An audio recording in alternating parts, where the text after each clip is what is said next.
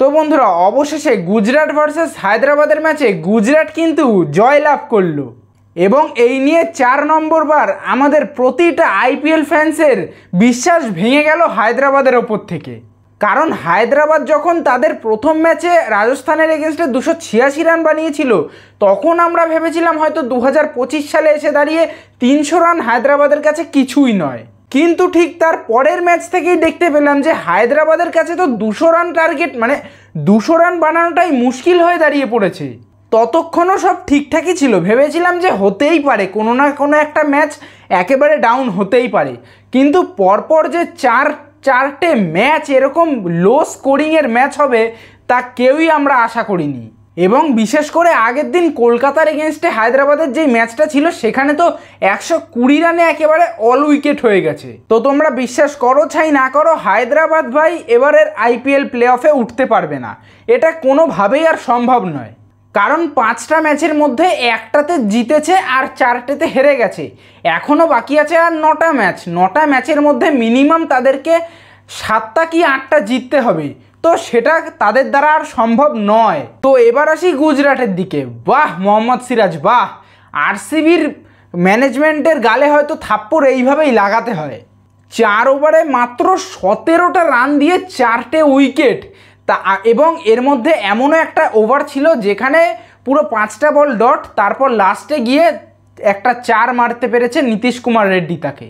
তো মোহাম্মদ সিরাজের economy rate ছিল পুরোই 6-এর নিচে, মানে বুঝতে পারছো 1 ওভারে 6 রান করে নিতে পারেনি অপোনেন্ট টিমের ব্যাটসম্যানরা। এবং সিরাজের লাস্ট ওভারে এসে সিরাজ পরপর 2টো উইকেট তুলে নেয়। আমি তো ভাই বলবো আরসিবির ভুল হয়েছে মোহাম্মদ সিরাজকে রিটেন না করা বা তাকে না কিনে, মানে প্রচুর ভুল করে ফেলেছে আরসিবি। কারণ হায়দ্রাবাদের এগেনস্টে 4-4টে উইকেট নেওয়া কিন্তু মুখের ব্যাপার নয়, তাও আবার কাদের? প্রথম উইকেট তো ট্রাভিস হেডের, প্রথম ওভারেই একদম লাস্ট বলে এসে উইকেট পেয়েছে। এবং এরপর সিরাজের লটারিতে নাম আসে অভিষেক শর্মা, এবং তারপর নাম আসে অনিকেত ভার্মার, এবং তারপর সিমরজিৎ যে একজন ছিল বোলার হায়দ্রাবাদের, তার নাম চলে আসে। এবং গুজরাটের আরও একজন বোলার যার নাম ভাই না নিলেই নয়, প্রসিদ্ধ কৃষ্ণ, 4 ওভারে 25 রান দিয়ে 2টো উইকেট। এবং আরও একজন যে আছে সাই কিশোর, তো ভাই আলাদা আলাদা লেভেলের এরা 3জনে বল করেছে। তো তোমরা ধরেই নিতে পারো যে গুজরাট ভার্সেস হায়দ্রাবাদের যে আইপিএলের এই ম্যাচটা ছিল, এই ম্যাচটা গুজরাটের বলাররাই জিতিয়ে দিয়েছে। কারণ সত্যি বলতে গুজরাটে যেরকম ব্যাটসম্যান আছে, সাই সুদর্শন, জশ বাটলার, শুভমান গিল, ঠিক আছে, তো এরকম ব্যাটসম্যান থাকতে মাত্র 153 রানের টার্গেট ছুড়ে দেওয়া তাদেরকে, এটা মোটেই আমার মনে হয় ঠিক হয়নি হায়দ্রাবাদের জন্য। তো যাই হোক, গুজরাট তো এই ম্যাচ জিতে গেল। কালকে আবার ম্যাচ আছে মুম্বাই এবং আরসিবির, ঠিক আছে, তো দেখা যাক এতে কে জিততে পারে।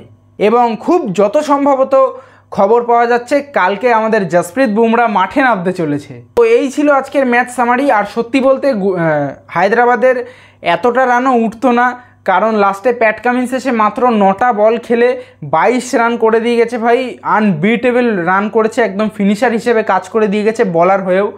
কারণ সামনে ছিল ইশান্ত শর্মা একদমই ঢিলে ঢালা বোলিং করেছে, 4 ওভারে প্রায় 46 মানে 50-এর কাছাকাছি রান, তো প্রচুর রান খেয়ে গেছে ইশান্ত শর্মা। আমার মনে হয় ক্যাপ্টেন হিসাবে শুভমান গিলের এইটা ভুল হয়েছে যে ইশান্ত শর্মাকে একদম ডেথ ওভারে, একদম লাস্ট ওভারে তাকে বল করতে দেওয়া। কারণ তুমি যখন দেখছো যে ইশান্ত শর্মা রান খাচ্ছে, তাকে পেলেই ব্যাটসম্যানরা রান করছে, তো আশা করি এইটা ঠিক হয়নি।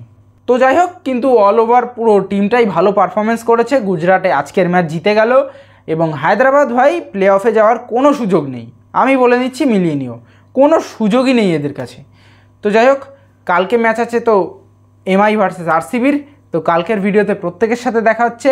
আজ এই অবধিই রইল, বহুদিন পর ভিডিও দিলাম, তাই একটু চ্যানেলটা সাবস্ক্রাইব করে ভিডিওটা বন্ধুদের সাথে শেয়ার করে যেও। টাটা বাই বাই, নেক্সট ভিডিওতে তোমাদের প্রত্যেকের সাথে দেখা যেন পাই। Tata guys.